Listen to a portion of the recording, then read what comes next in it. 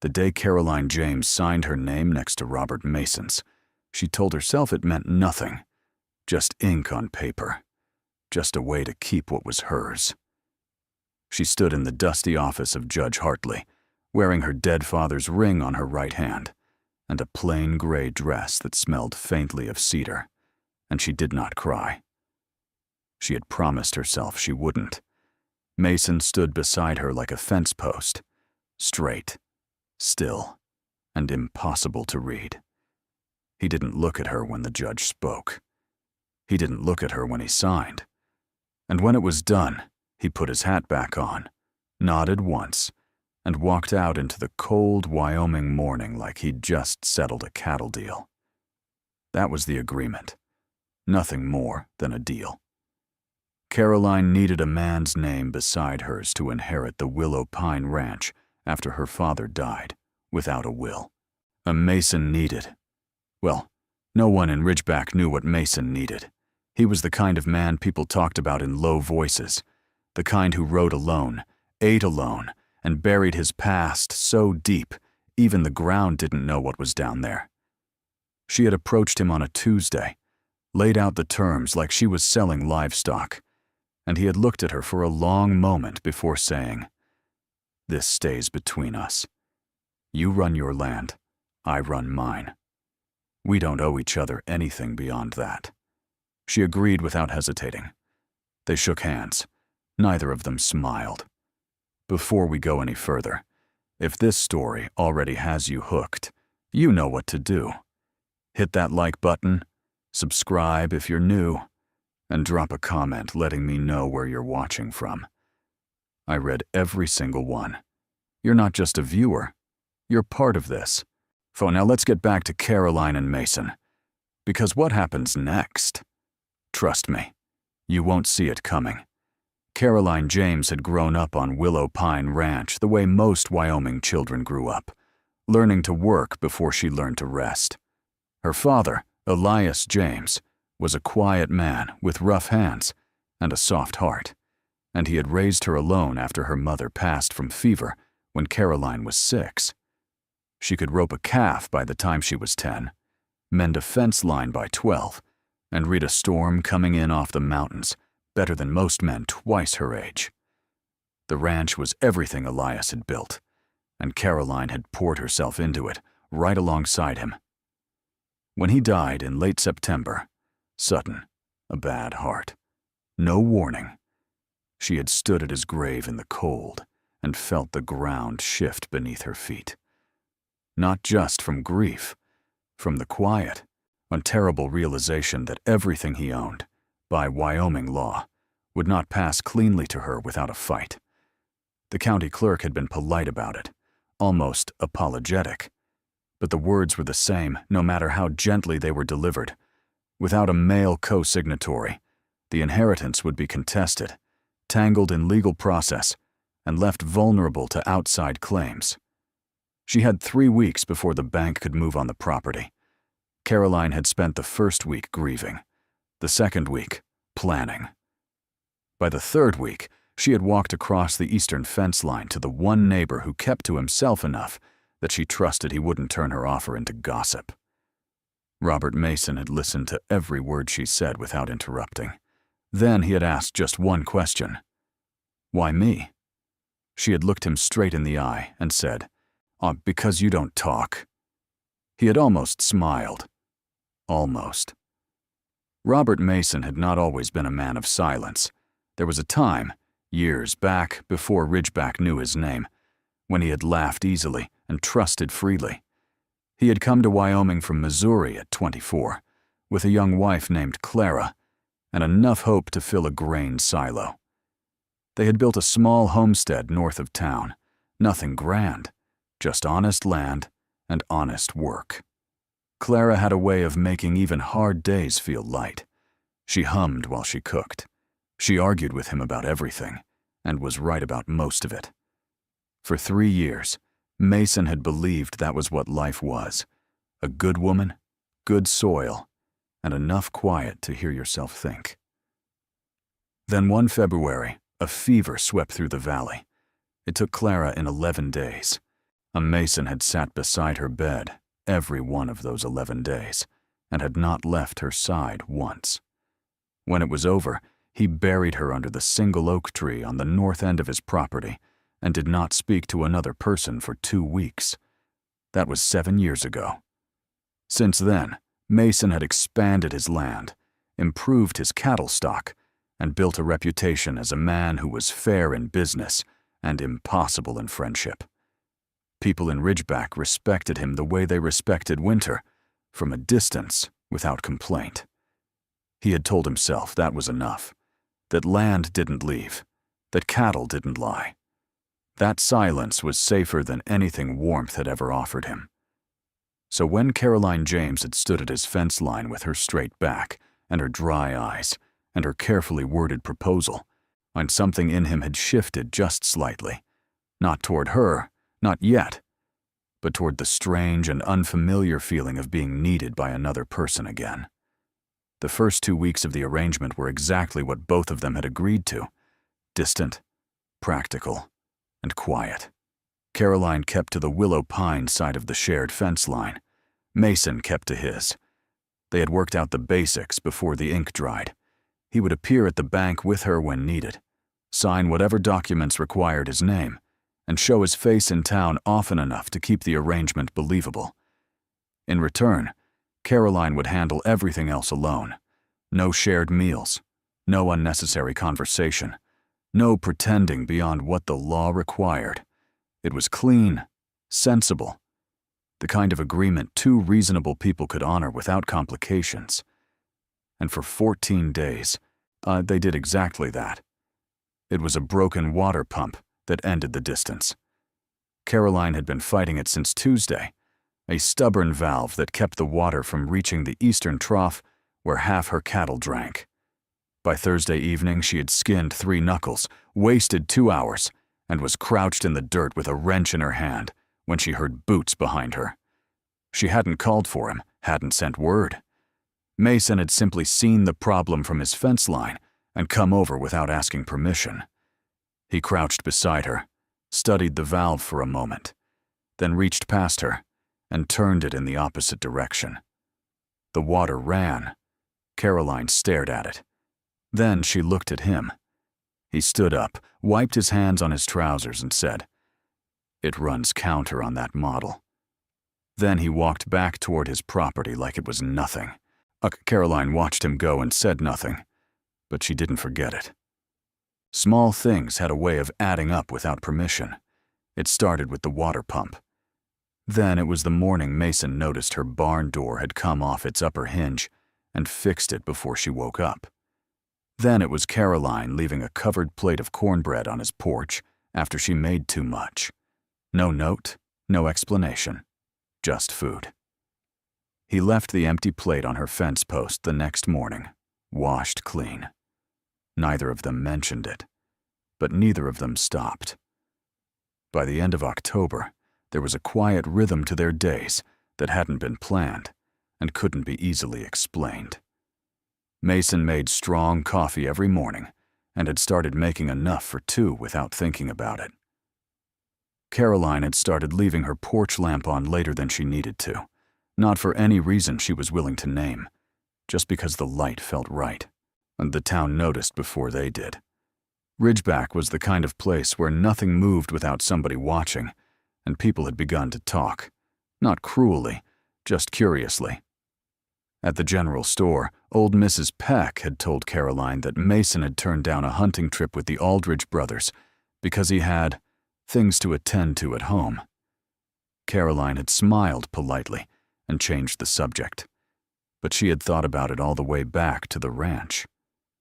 That evening, she sat on her porch longer than usual, watching the last light drain out of the sky over the mountains, and she made herself ask the question she had been avoiding for weeks. What exactly was happening between them? She didn't have an answer, but for the first time since her father died, the silence around her didn't feel quite so heavy. His name was Decker Hale, and he rode into Ridgeback on a gray Thursday morning like he owned the road beneath him. He was tall, well-dressed for a man traveling through Wyoming. and he had the kind of smile that made people instinctively check their pockets. He was a land broker out of Cheyenne. That was what he told people. And he had heard about the Willow Pine Ranch through the county records office. A woman running a property that size alone, with a marriage arrangement that had no romantic history behind it. Decker Hale saw opportunity the way a vulture saw distance. He introduced himself to Caroline at the feed store on a Friday afternoon, hat in hand, voice smooth as river water. He told her Willow Pine was worth 3 times what she thought, that he had buyers who would pay generously, and that a woman of her intelligence deserved better than breaking her back over dry soil. Caroline had looked at him for a long moment, and then asked him to move aside so she could reach the grain sacks. He didn't give up easily. By the following week, Hale had made it his business to be wherever Caroline was, the post office, the market, the Sunday service she attended out of habit rather than devotion. He was never inappropriate, never aggressive, just persistently present in the way that certain men believed was charming. What he hadn't accounted for was Mason. On a Wednesday afternoon, Hale had approached Caroline outside the bank, just as Mason was coming down the steps. Mason had stopped. He hadn't raised his voice or made a scene. He had simply stood beside Caroline, looked at Hale with the kind of steady, unhurried gaze that made men reconsider their choices, and said, "She's not selling. And she's not alone." Hale had smiled thinly, tipped his hat, and walked away. Caroline had felt something shift in her chest that she was not ready to examine. Caroline didn't sleep well that night. She lay in the dark, listening to the wind move across the roof, and thought about what Mason had said outside the bank. She's not alone. 3 words. Simple enough. The kind of thing a man said to protect an arrangement, to keep up appearances, to make sure a land broker didn't find a crack in the agreement and wedge himself into it. That was all it was. That was what she told herself until about 2 in the morning, when she stopped pretending and admitted that the way he had stood beside her, not in front of her, not behind her, but beside her, had felt like something she hadn't felt since her father was alive, like someone was in her corner without being asked. She sat up, pulled her shawl around her shoulders, and made a decision that felt equal parts sensible and dangerous. She needed to pull back. Whatever was quietly growing between them was not part of the agreement, and she was not willing to let herself need someone who had only signed a piece of paper. She was cooler toward him the next 3 days. Polite, but distant. She stopped leaving the porch lamp on late. The cornbread stopped appearing on his fence post. Mason noticed. She could tell by the way he paused at the fence line one morning, coffee in hand, and looked toward her house for a moment longer than usual before turning back. He didn't push, didn't ask. He simply respected the distance she had reset, and somehow that made it worse. Because a man who honored her boundaries without complaint was far more dangerous to her heart than one who didn't. By the 4th day, she was exhausted from the effort of feeling less, and she wasn't sure how much longer she could keep it up. It was a fire that broke the wall completely. A small one, a dry patch of grass along Caroline's western fence line, caught a stray ember from a passing rider's pipe on a Tuesday afternoon in late October. It moved fast in the wind, low and hungry, chewing toward the older section of her barn, where she kept her winter feed. Caroline had seen it from the hill and was already running before she had time to think. She beat at it with a feed sack, stamping the edges, trying to keep it from spreading. But the wind kept shifting, and the grass kept feeding it, and she was losing ground fast. She didn't call for Mason. She hadn't planned to call for anyone. But when she looked up through the smoke, he was already there, moving along the far edge of the fire with a wet blanket, cutting off its path to the barn with the kind of calm, focused effort that came from a man who didn't panic. They worked together for 20 minutes without a single word, reading each other's movements the way people only could after months of quiet observation. When the last of it died in the dirt, Caroline sat down on the ground, right where she was standing. Mason crouched beside her. She was not crying. Caroline James did not cry easily, but her hands were shaking and her face was pale beneath the soot. He didn't say anything for a moment. He just stayed there, close enough that she could hear him breathing, steady and calm while everything in her was still racing. Then he reached over and covered her shaking hands with his. Just that. No words. No explanation. Caroline looked down at his hand over hers and felt every wall she had spent the last 4 days carefully rebuilding come down at once. She didn't pull away. Neither did he. They stayed like that, while the smoke thinned out above them, and the wind finally settled, and the Wyoming sky turned the deep, bruised gold of late afternoon. The first day of November came in cold and sharp, the kind of cold that settled into the bones and stayed there. Caroline had been awake since before dawn, sitting at her kitchen table with a cup of coffee gone cold in her hands, turning over the same thoughts she had been carrying since the fire.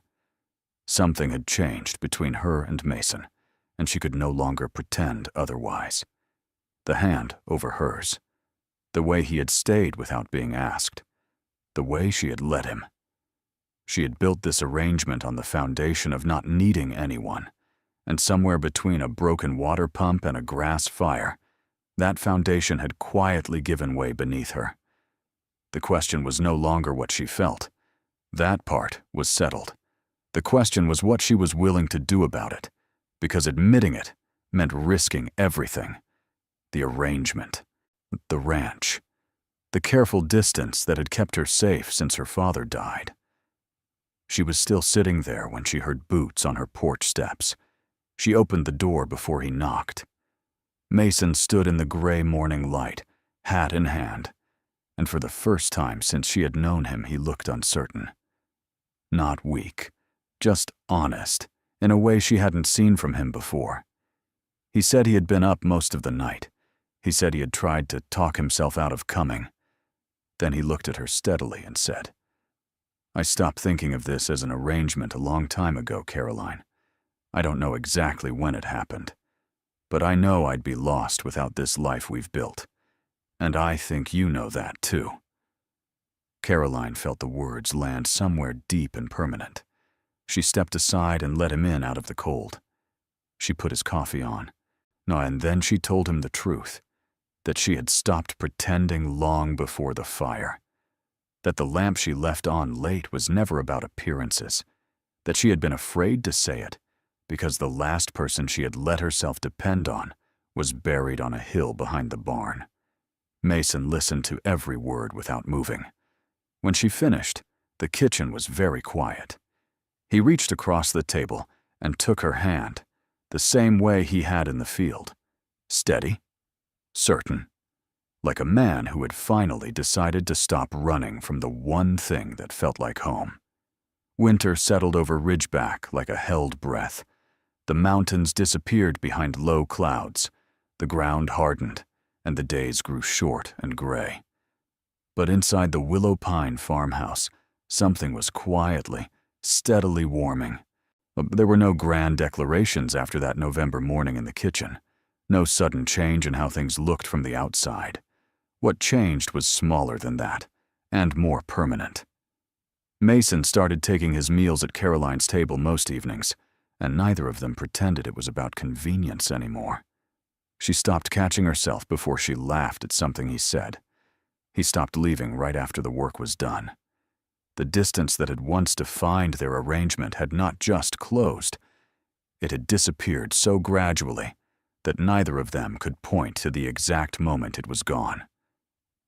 By the time the first snow fell, the ranch was in the best shape it had seen in years. The eastern pasture had been expanded, the cattle stock improved, and Caroline had plans drawn up for a second barn come spring. Mason had helped her draft every page of it, sitting across from her at the kitchen table with coffee between them and lamplight overhead. And it had felt so natural that she had looked up at him one evening and realized she could not imagine doing any of it without him. She didn't say it out loud that night. She didn't need to. He had looked up at the same moment, caught her eye, and held it. And in that quiet, unhurried look was everything that months of careful living had built between them. No paper had made this real.